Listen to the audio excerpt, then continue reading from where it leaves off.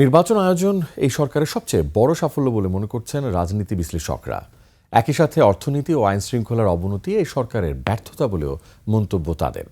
তারা বলছেন উপদেষ্টাদের অনেকেরই রাজনৈতিক অভিজ্ঞতা না থাকায় কয়েক জায়গায় ব্যর্থ হয়েছে সরকার।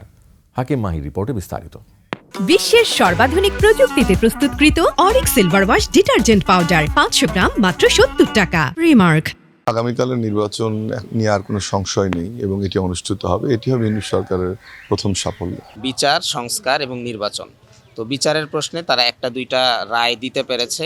রাত ফুরালেই ত্রয়োদশ জাতীয় সংসদ নির্বাচন, আর এই নির্বাচনই সরকারের সবচেয়ে বড় সাফল্য বলে মনে করছেন সাধারণ মানুষসহ রাজনীতি বিশ্লেষকরা। তারা বলছেন 24-এর গণঅভ্যুত্থান পরবর্তী 18 মাসের সাফল্য এবং ব্যর্থতা নিয়েই সরকারকে মূল্যায়ন করতে হবে।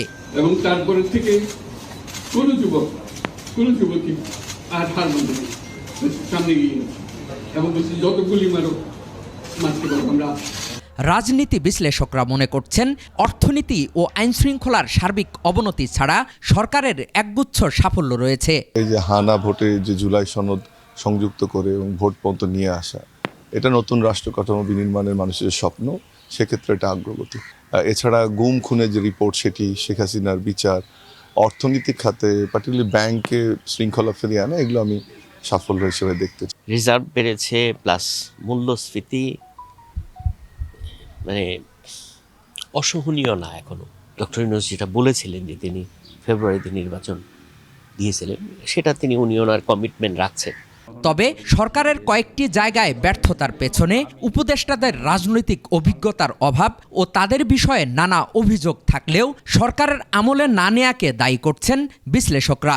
দুর্নীতির ক্ষেত্রে কিছুটা লাগাম টেনে ধরতে পারছেন, হ্যাঁ, কিন্তু চাঁদাবাজি বন্ধ করতে পারেননি। উনি একটা ডেলিগেটেড রেসপন্সিবিলিটির মাধ্যমে কাজ করতে চেষ্টা করেছেন।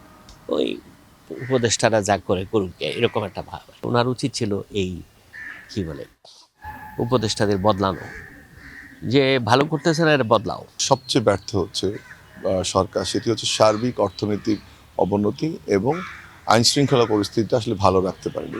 মানবতা বিরোধী অপরাধের বিচার, সংস্কার ও রাজনৈতিক দলগুলোকে ঐক্যবদ্ধ করে জুলাই সনদ বাস্তবায়ন করতে পারলে সরকার দায়মুক্ত হতো বলেও মনে করেন রাজনীতি বিশ্লেষকরা।